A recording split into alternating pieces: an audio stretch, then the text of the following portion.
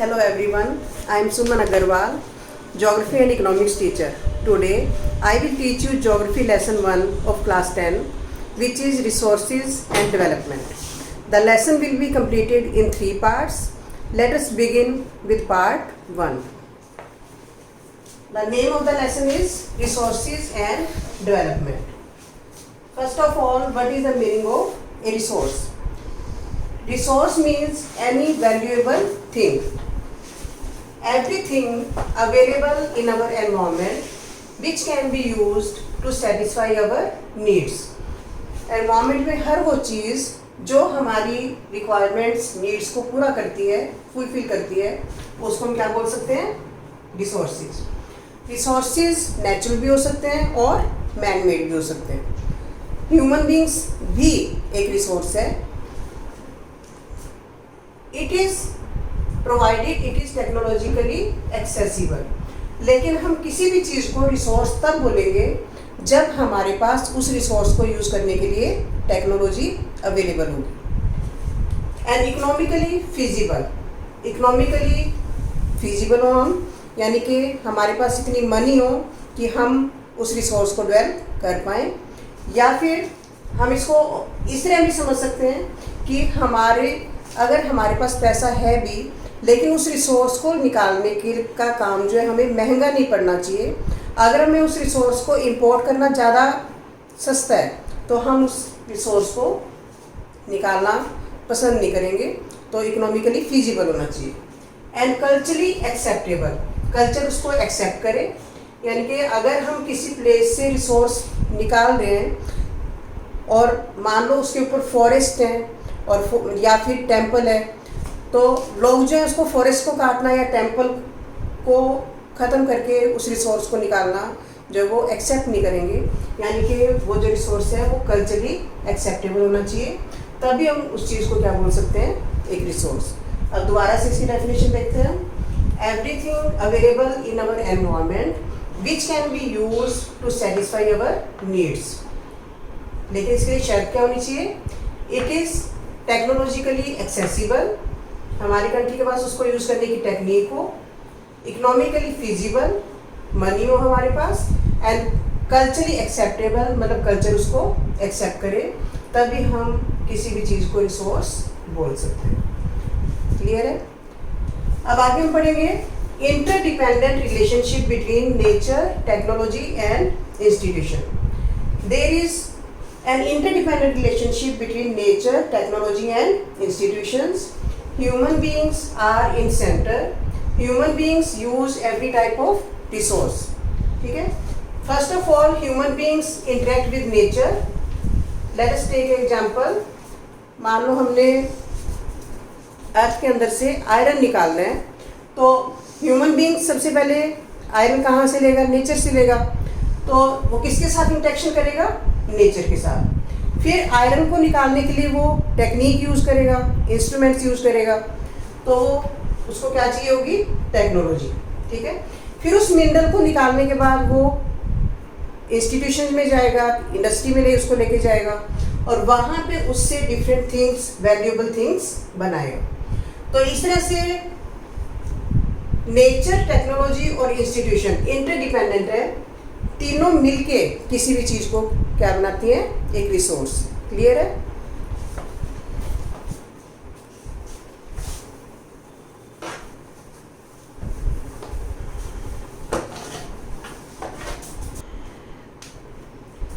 Now we will classify resources into different parts.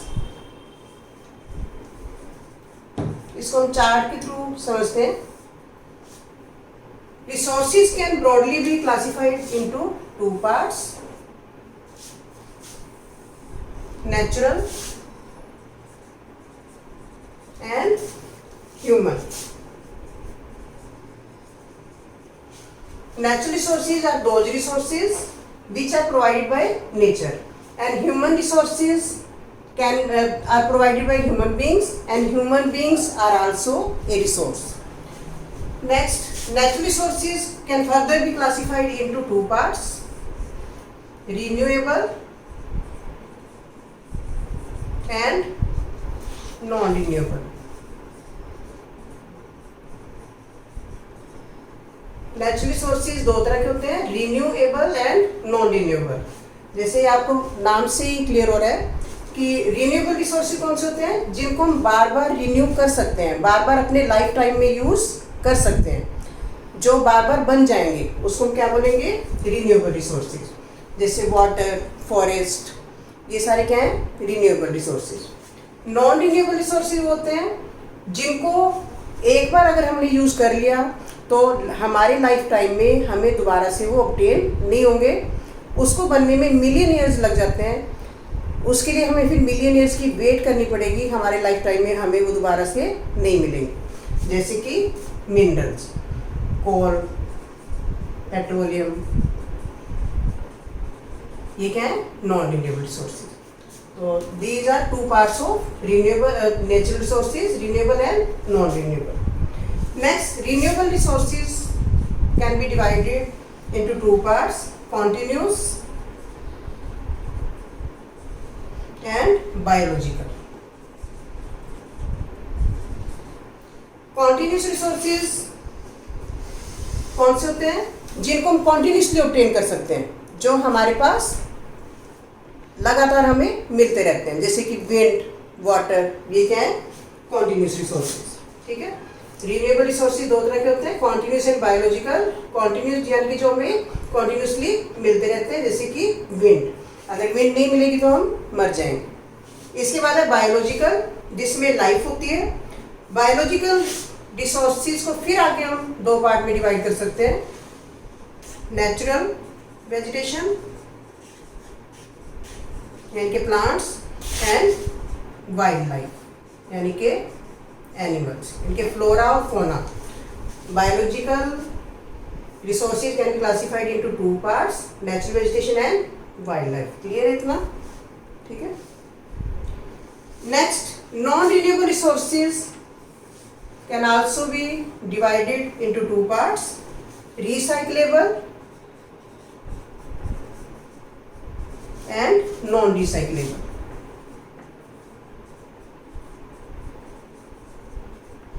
Recyclable resources कौन से होते हैं, जिनको हम बार बार रिसाइकल करके यूज़ कर सकते हैं।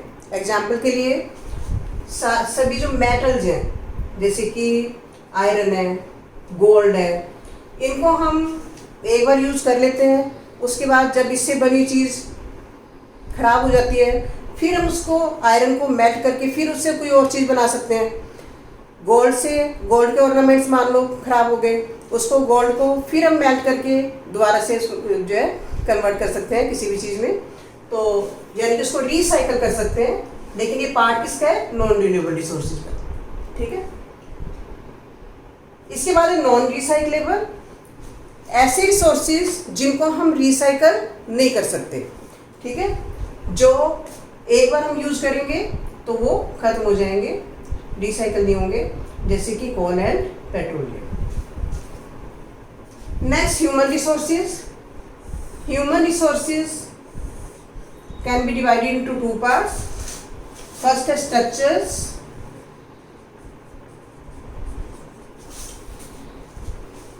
एंड इंस्टीट्यूशंस,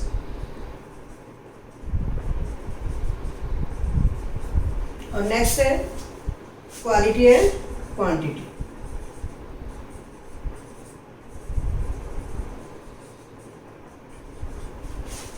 ह्यूमन रिसोर्सेज जो चीज़ें बनाता है, कोई भी चीज़ बनाता है, चाहे वो स्ट्रक्चर है, कोई इंस्टीट्यूशन है, जैसे डैम्स हैं, रोड्स हैं, टेबल है, चेयर है, बेड्स हैं, फैन है, जो कोई भी चीज़ जो ह्यूमन बींग्स बनाता है उसको हम ह्यूमन मेड रिसोर्सेज बोलेंगे।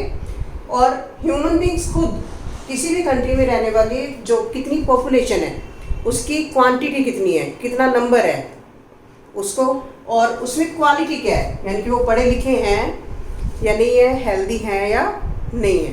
ठीक है, तो उसको हम जो दो पार्ट में बांध सकते हैं, structure and institutions, quality and quantity.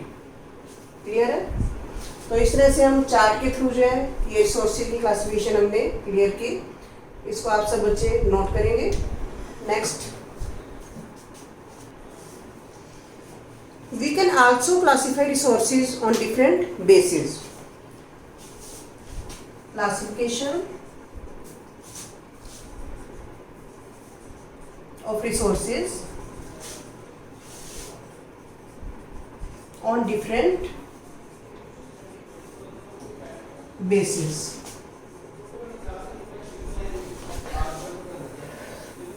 We can classify resources on different bases. First of all, we can classify resources on the basis of origin.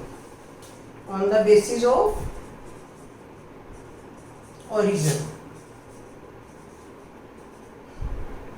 Origin मतलब वो बने कैसे हैं. On the basis of origin, we can classify resources into two parts: biotic and abiotic. Biotic resources are living things, for example plants and vegetation, and abiotic things are non-living things, for example minerals. So this division is based on the origin, यानी कि वो resources बने कैसे. Next है on the basis of exhaustibility. Basis of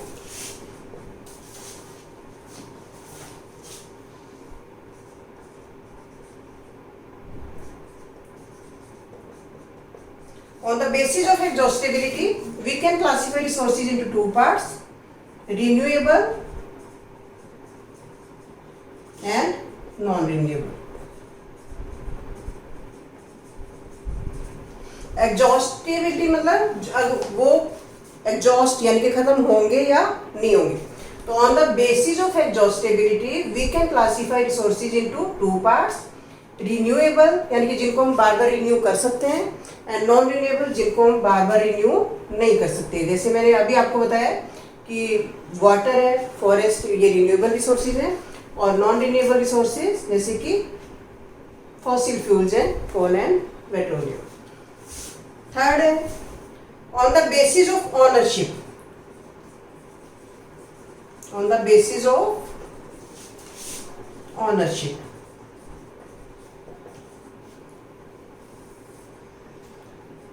resources का honour कौन है, मालिक कौन है, उसके बेस पे भी हम रिसोर्सेज की क्लासिफिकेशन कर सकते हैं.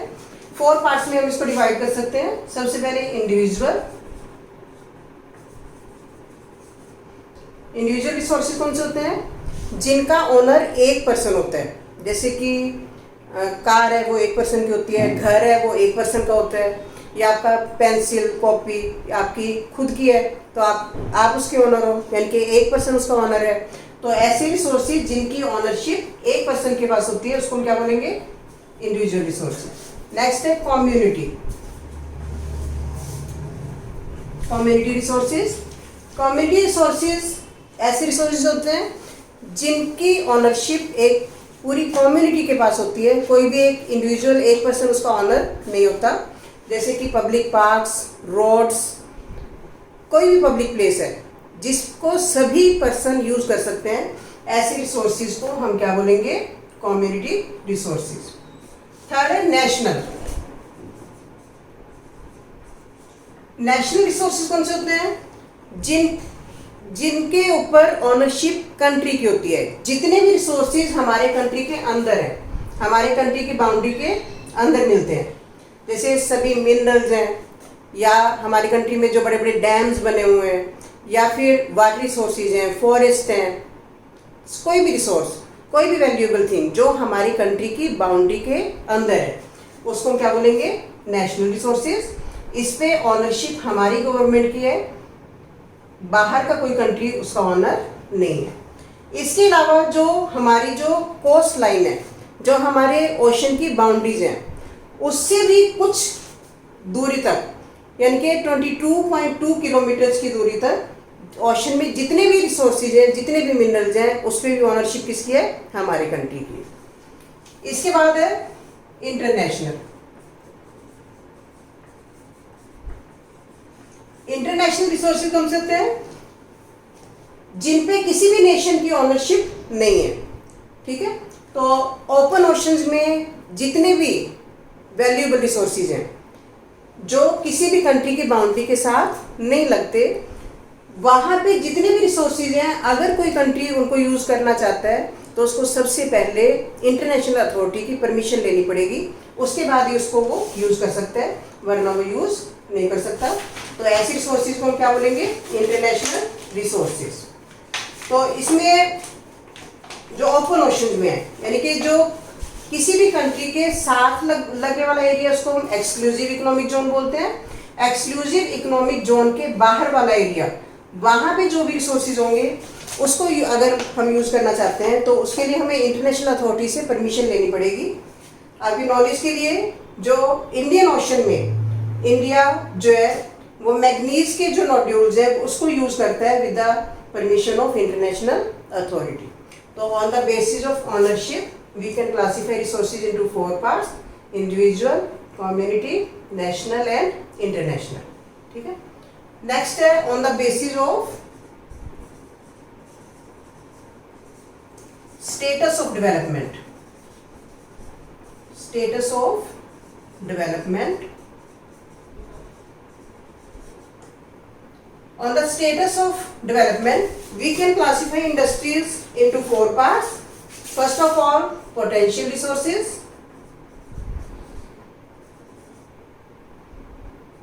Potential resources कौन से होते हैं? ऐसे resources जो किसी कंट्री के पास हैं, लेकिन वो उनको एट प्रेजेंट यूज नहीं कर रहा किसी भी कारण से। जैसे मान लो, हम एग्जाम्पल के लिए देखते हैं कि राजस्थान में विंड पावर है, विंड की स्पीड बहुत तेज है, हम उस विंड पावर को यूज़ कर सकते हैं, लेकिन आज हमारे पास दूसरे रिसोर्सेज इतने ज़्यादा हैं पावर बनाने के लिए, जैसे हम हाइड्रो इलेक्ट्रिसिटी जनरेट कर रहे हैं या कोल से जो थर्मल पावर बना रहे हैं। तो इसलिए हम जो विंड एनर्जी को आज के टाइम में यूज़ नहीं कर रहे, कम यूज़ कर रहे हैं, लेकिन फ्यूचर में हम उसको और ज़्यादा डेवलप कर सकते हैं और ज़्यादा यूज़ कर सकते हैं, यानी कि हमारे पास पोटेंशियल है उसको यूज़ करने का। तो ऐसे रिसोर्सेज को हम क्या बोलेंगे? पोटेंशियल रिसोर्सेज, जिनको हम कमिंग टाइम में, फ्यूचर में यूज़ कर सकते हैं। सेकंड है डेवलप्ड रिसोर्सेज। डेवलप्ड रिसोर्सेज कौन से होते हैं? जिनकी टेक्नोलॉजी हमारे पास है, जिनका हम सर्वे कर चुके हैं, जिनकी क्वालिटी क्वांटिटी हम देख चुके हैं और जिनको एट प्रेजेंट हम यूज़ भी कर रहे हैं। मतलब ऐसे रिसोर्सेज जिनका हम, हमारे कंट्री में कितना है वो सर्वे कर चुके हैं, क्वालिटी क्वांटिटी देख चुके हैं और एट प्रेजेंट हम उसको एफिशिएंटली यूज़ भी कर रहे हैं, तो उसको हम क्या बोलेंगे? Developed resources. जैसे कि कोल है या आयरन है, उसको हम अर्थ के अंदर से आज यूज़ कर रहे हैं, तो वो डेवलप्ड रिसोर्सेज है। नेक्स्ट है रिजर्व्स, स्टॉक्स। स्टॉक्स क्या है? ऐसे रिसोर्सेज जिनको, जो हमारे कंट्री के पास हैं, लेकिन हमारे पास एट प्रेजेंट उसको यूज़ करने की टेक्नोलॉजी नहीं है, लेकिन हमें पता है कि फ्यूचर में हम उसकी टेक्नोलॉजी डेवलप कर लेंगे और उसको यूज़ कर लेंगे, तो ऐसे रिसोर्सेज को हम स्टॉक बोलते हैं। एग्जाम्पल के लिए जो वाटर है वो हाइड्रोजन और ऑक्सीजन से मिलके बना है। हाइड्रोजन को हम डिफरेंट पर्पजेज के लिए यूज़ कर सकते हैं, उसको सेपरेट करके, लेकिन आज हमारे पास उसको यूज़ करने की टेक्नोलॉजी नहीं है, लेकिन आने वाले टाइम में हम उसकी टेक्नोलॉजी डेवलप कर सकते हैं, तो ऐसे रिसोर्सेज को हम क्या बोलेंगे? स्टॉक। इसके बाद है रिजर्व्स। रिजर्व्स कौन से होते हैं?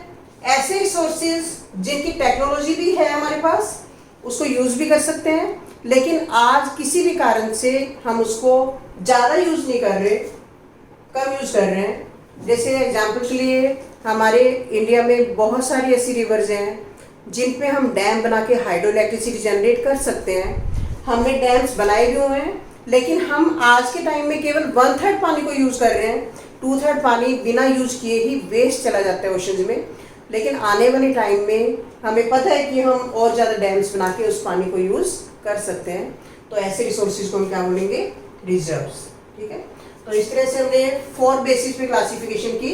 सबसे पहले ओरिजिन के बेस पे, फिर एग्जॉस्टेबिलिटी के बेस पे, फिर ऑनरशिप के बेस पे, और उसके बाद स्टेटस ऑफ डेवलपमेंट के बेस पे। तो आपको इसी तरह से क्वेश्चन आ सकते हैं कि how can we classify resources on the basis of origin, how can we classify on the basis of exhaustibility, on the basis of ownership and on the basis of status of development। तो आपने इस तरह से इसको explain कर लिया। Note it down.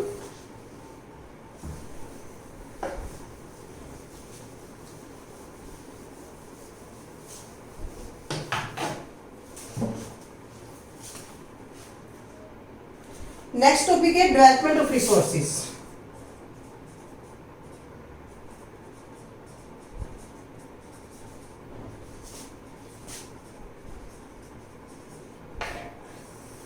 तो resources की डेवलपमेंट है। शुरू से जो ह्यूमन बींग्स ने जब रिसोर्सेज को यूज करना शुरू किया तो ह्यूमन बींग्स ने क्या सोचा कि तो हमारे लिए नेचर ने जो दिए वो फ्री गिफ्ट है, तो उसने उनको डिस्क्रिमिनेटली अंधाधुंध यूज करना शुरू कर दिया, जिसके कारण से हमारी सोसाइटी में कई तरह की प्रॉब्लम्स क्रिएट हो गई। सबसे बड़ी प्रॉब्लम क्या हुई कि जो फ्यू इंडिविजुअल्स मतलब सेटिस्फेक्शन ऑफ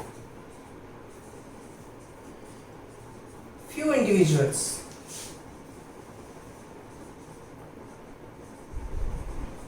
जिनके पास रिसोर्सेज थे, जिन कंट्रीज के पास रिसोर्सेज थे, केवल उन्हीं की नीड्स पूरी हुई, जिनके पास नहीं थे वो जो है उनको जो रिसोर्सेज है वो नहीं मिले। तो ये प्रॉब्लम क्रिएट होगी सबसे पहले। उसके बाद डिवीजन और सोसाइटी जो दो पार्ट में डिवाइड हो गई। जिनके पास रिसोर्सेज ज़्यादा थे वो रिच सोसाइटीज बन गई, और जिनके पास रिसोर्सेज नहीं थे वो पुअर सोसाइटीज बन गई। क्योंकि मिनरल्स का जो डिस्ट्रीब्यूशन है पूरे वर्ल्ड में इक्वल नहीं है। अगर हम अपनी कंट्री का एग्जांपल लें तो जो मिनरल्स है वो साउथ में मिलते हैं, नॉर्थ में नहीं मिलते। ठीक है, तो इस तरह से वर्ल्ड में भी है। तो वर्ल्ड में भी जो मिनरल्स हैं उसकी डिवीजन इक्वल नहीं है। जैसे सऊदी अरेबिया के पास पेट्रोलियम है, लेकिन हमारे पास पेट्रोलियम के रिसोर्सेज कम है। तो जिन कंट्रीज के पास रिसोर्सेज ज़्यादा थे वो रिच सोसाइटीज़ बन गई, और जिनके पास रिसोर्सेज कम थे वो सोसाइटीज़ पुअर रह गई। तो सोसाइटी जो है वो टू सेगमेंट्स में बन गई। तीसरा क्या हुआ कि इकोलॉजिकल क्राइसिस।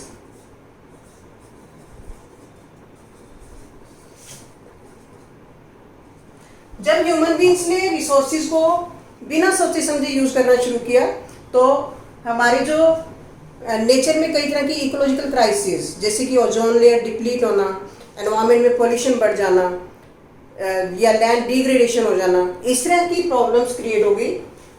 तो उसके बाद जब ये क्राइसिस हुए, जब पूरे वर्ल्ड की जो अथॉरिटीज़ हैं उनको ये लगने लगा कि जो रिसोर्सेज हैं उनको बहुत ज़्यादा यूज़ किया जा रहा है और एनवायरनमेंट कॉन्टीन्यूसली पोल्यूट होता जा रहा है, और हमारी जो सोसाइटी है वो भी डिवाइड हो रही है। तो उसके बाद फिर जो है इस तरफ सोचा जाने लगा। पहले तो हम ये सोचते थे कि जो रिसोर्सेज हैं वो फ्री गिफ्ट है, जैसे मर्जी हम इसको यूज़ करें, ये ख़त्म होने वाले नहीं है। लेकिन उसके बाद फिर जो 21st सेंचुरी से पहले जो है पहले के जो ईयर्स में हमारी जो इंटरनेशनल लेवल पे ये सोचा जाने लगा कि अगर हम इसी तरह से रिसोर्सेज को यूज़ करते रहेंगे तो पोल्यूशन बढ़ता जाएगा, हमारे एनवायरनमेंट पे इसका बैड इफेक्ट पड़ेगा। यानी कि हमें डेवलपमेंट तो करनी है, रिसोर्सेज को यूज़ तो करना है, लेकिन सस्टेन वे में करना है। उसको रिसोर्सेज को बचा के उसको यूज़ करना है, इस तरह से यूज़ करना है कि हमारे जो एनवायरनमेंट पे उसका बैड इफेक्ट ना पड़े और कमिंग जनरेशन को भी वो रिसोर्सेज मिल जाए। तो फिर जो है हमारा ध्यान किसकी तरफ गया? सस्टेनेबल डेवलपमेंट की तरफ। Sustainable development. सस्टेनेबल डेवलपमेंट क्या है? ऐसी डेवलपमेंट जो कि सस्टेन रहे, ज्यादा देर तक टिकी रहे। तो सस्टेनेबल डेवलपमेंट में हम किस चीज की तरफ ध्यान देते हैं कि हमारा जो एनवायरनमेंट है वो पोल्यूट ना हो। ठीक है, सेविंग एनवायरनमेंट फ्रॉम पोल्यूशन,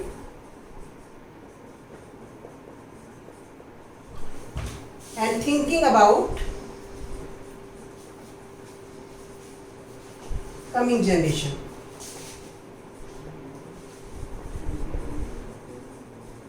तो इस तरह की अगर हम डेवलपमेंट करेंगे जिसमें हम पोल्यूशन की तरफ भी ध्यान देंगे कि पोल्यूशन ज़्यादा न फैले, और रिसोर्सिस को हम उतना यूज़ करें जितना कि हमें ज़रूरत है। जैसे हम सब्स्टिट्यूट ढूंढ रहे हैं उसका, रिन्यूएबल रिसोर्सेज है उनको ज़्यादा यूज़ करें और नॉन रिन्यूएबल रिसोर्सेज को कम यूज़ करें।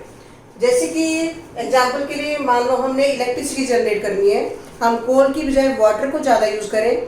वाटर से अगर हम इलेक्ट्रिसिटी बनाएंगे तो पोल्यूशन भी कम फैलेगा और जो नॉन रिन्यूएबल रिसोर्सेज हैं उनकी भी हम बचत कर सकते हैं। तो इस तरह से आने वाली जनरेशन के लिए वो रिसोर्सेज बचे रहेंगे। तो इन दो चीज़ों को देखते हुए अगर हम डेवलपमेंट करते हैं तो उसको हम क्या बोलते हैं, sustainable development. Development should take place without damaging the environment, and development in the present should not compromise with the needs of the future generation. So this type of development can be called sustainable development. तो sustainable development करने के लिए फिर 1992 में Rio de Janeiro जो कि Brazil में है, वहाँ पे एक समिट यानी कि मीटिंग हुई जिसमें 100 कंट्रीज ने पार्टिसिपेट किया और वहाँ पे इसको डिस्कस किया गया कि ग्लोबल लेवल पे हम एनवायरनमेंट को कैसे बचा सकते हैं, डिफरेंट कंट्रीज किस तरह से उसमें कंट्रीब्यूशन दे सकते हैं। तो वहाँ पे ये मीटिंग हुई और उस मीटिंग में जो डिसीजन लिए गए उसको फिर एक जो एजेंडा 21 बनाया गया। उन सभी रूल रेगुलेशंस को लिखा गया कि हमने एनवायरनमेंट को कैसे बचाना है। उसको फिर क्या नाम दिया गया, एजेंडा 21। एजेंडा 21 क्या है कि 21st सेंचुरी में हमें एनवायरनमेंट को कैसे बचाना है। तो इसमें डिफरेंट कंट्रीज को ये गाइडलाइंस दी गई कि आपने किन किन रूल्स को फॉलो करना है, और डिफरेंट कंट्रीज जो है उनको ये भी बोला गया कि आप अपने कंट्री की प्रॉब्लम्स के अकॉर्डिंग उसमें और भी एडिशन कर सकते हो कि आप अपना अलग से एक एजेंडा जो आपके कंट्री के लिए सूटेबल है उसको भी इन रूल्स में ऐड कर सकते हो। जैसे कि जो कॉमन फीचर्स हैं कि एनवायरनमेंट पोल्यूट नहीं होनी चाहिए, ओजोन लेयर डिप्लीट नहीं होनी चाहिए, लैंड डिग्रेडेशन नहीं होना चाहिए, ये तो सबको ही सभी कंट्रीज़ को ध्यान रखना है। लेकिन जैसे हमारी कंट्री की प्रॉब्लम है कि हमने पॉवर्टी रिमूव करनी है या पॉपुलेशन कंट्रोल करनी है, तो इस तरह की प्रॉब्लम्स को हम उसके साथ ऐड कर सकते हैं। तो इस तरह से एजेंडा 21 बनाया। नेक्स्ट है resource planning. Next topic is resource planning.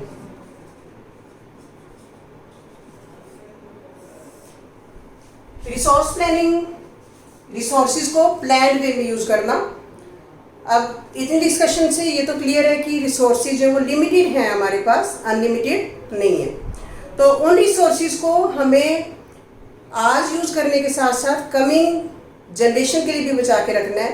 तो ये तभी हो पाएगा जब हम प्लान्ड वे में, मतलब प्लानिंग के साथ रिसोर्सेज को यूज करेंगे।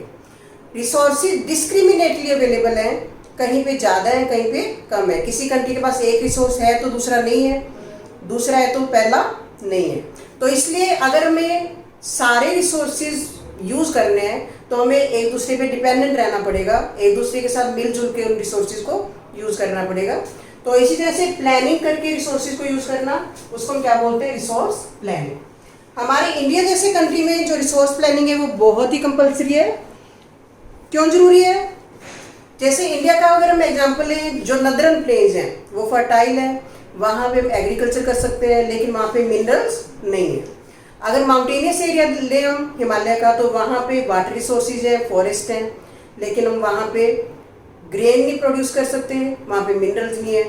और अगर हम साउथ का एग्जांपल लें, सदर्न पार्ट का, तो वहाँ पे मिनरल्स हैं, लेकिन वहाँ पे फर्टाइल लैंड नहीं है। तो अगर साउथ में लोगों को ग्रेन चाहिए तो वो किस पे डिपेंडेंट होंगे, नदरन इंडिया पे। और नदरन इंडिया में अगर किसी ने इंडस्ट्री लगानी है तो मिनरल्स के लिए किस पे डिपेंडेंट होंगे, सदर्न इंडिया पे। तो इसलिए सभी रिसोर्सेज को प्लान्ड वे में हमारी कंट्री को यूज करना पड़ेगा, इसलिए रिसोर्स प्लानिंग जरूरी है। अब हमारी कंट्री में रिसोर्स प्लानिंग के 3 स्टेप्स हैं।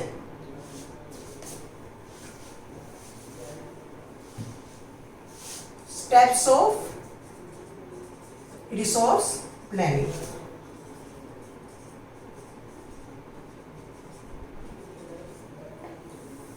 अगर हम अपने कंट्री का एग्जांपल लें तो हमारी कंट्री में हम रिसोर्सेज की प्लानिंग 3 स्टेप्स में करते हैं। इसमें भी हम एक किसी भी मिनरल का आप एग्जांपल ले सकते हो। जैसे ही मान लो कोल का एग्जांपल लेते हैं, कोल हमारी अर्थ के अंदर है तो उसको हमने यूज़ करना है, तो सबसे पहले हम क्या करेंगे अपने कंट्री में, उसको आइडेंटिफाई करेंगे, आइडेंटिफिकेशन।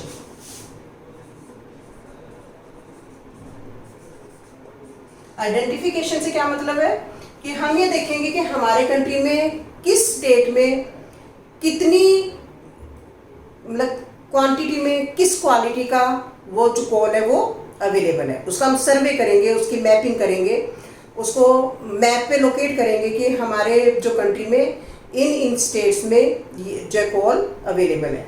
तो सबसे पहला स्टेप कौन सा है? आइडेंटिफिकेशन। आइडेंटिफिकेशन और इन्वेंट्री, उसके लिए हम सर्वे और मैपिंग करेंगे और क्वालिटेटिव और क्वांटिटेटिव सर्वे करेंगे कि कोल अच्छी क्वालिटी का है या घटिया क्वालिटी का है, उसकी क्वांटिटी कितनी है, ठीक है, ये सब हम सर्वे करेंगे सबसे पहले। तभी हम उसकी प्लानिंग कर सकते हैं कि हमें जो कोल को कितना और कब यूज़ करना है। सेकंड स्टेप क्या है? फिर हम ये देखेंगे कि टेक्नोलॉजी है कि नहीं है हमारे पास। रिसोर्सेज तो है हमारे पास, कोल तो है मान लो हमारे पास अर्थ के अंदर, लेकिन उसको यूज़ करने की टेक्नोलॉजी है या नहीं है हमारे पास, फिर ये हमें देखना पड़ेगा। तो अगर हमारी कंट्री ने उसको यूज़ करने की टेक्नोलॉजी डेवलप कर रखी है तब हम उसको यूज़ कर सकते हैं, वरना हम यूज़ नहीं कर सकते। बहुत सारे ऐसे कंट्रीज़ हैं, जैसे अफ्रीका के कई कंट्रीज़ हैं, नेचर ने उनको बहुत सारे रिसोर्सेज दिए हैं लेकिन वो उनके लिए यूजलेस हैं क्योंकि वो उनके पास टेक्नोलॉजी नहीं है उनको यूज़ करने की, वो रिसोर्सेज बेकार है उनके लिए। तो रिसोर्सेज को यूज़ करने के लिए किसी भी कंट्री के पास टेक्नोलॉजी का होना भी कंपल्सरी है। थर्ड क्या है? मैचिंग विथ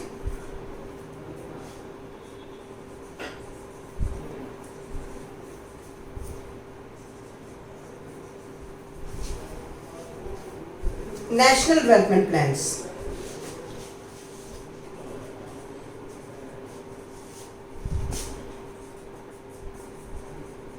फिर हम ये देखेंगे कि हमारे जो अगर हम उस रिसोर्स को डेवलप कर रहे हैं तो क्या नेशनल प्लान्स के साथ वो मैच कर रहा है या नहीं कर रहा, हमारा जो नेशन है उसकी फेवर में है या नहीं है, तो तभी हम उस रिसोर्स को डेवलप कर पाएंगे, वरना नहीं कर पाएंगे।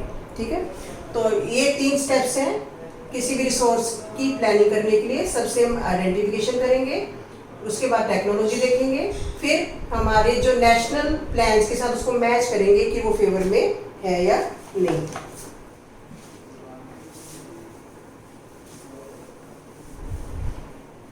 Next topic is conservation